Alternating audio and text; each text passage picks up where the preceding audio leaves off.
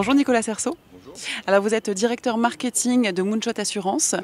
Alors on va parler de la diversification de votre offre, de votre gamme de produits qui a subi et qui a eu quelques changements pour s'adapter aux attentes du client face à cette crise de Covid. Quelle est cette gamme de produits ?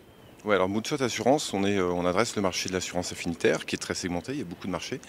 On contextualise, donc on se veut le fer de lance de l'assurance contextuelle pour y apporter des modifications dans l'expérience qui est vécue par le client, pour qu'il ait des produits qui soient très vivants. Donc cette diversification, l'élaboration d'une gamme marché par marché, d'abord le e-commerce, puis le voyage, la téléphonie mobile, elle est native chez Moonshot.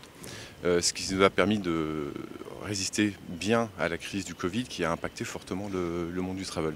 Du coup, on a continué de se diversifier et cette année en adressant des problématiques qui sont plus centrées sur la RSE et sur l'écologie qui sont là aussi des attentes du client, plus sur le fond, sur la philosophie du produit, alors que jusqu'à présent, on avait adressé les attentes des clients au travers de leurs usages, en bâtissant des produits qui sont simples, intuitifs, avec des parcours digitaux, sans papier, sans justificatif.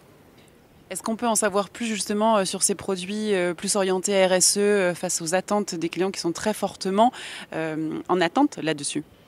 Alors, on a développé deux nouveaux produits, un qui est lié au risque cyber et l'autre qui est lié à la multimodalité, la mobilité et les déplacements multimodaux. Moonshot Assurance, on est connu pour développer des parcours extrêmement intuitifs, simplifier au maximum le parcours au moment du sinistre. Et on va cette fois encore un petit peu plus loin en essayant de prévenir. C'est-à-dire qu'auparavant, sur des retards d'avion, on faisait de la détection automatique du retard.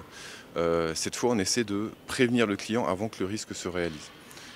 Voilà. Et ça va être vrai plus particulièrement sur les risques cyber. Merci beaucoup pour ces précisions.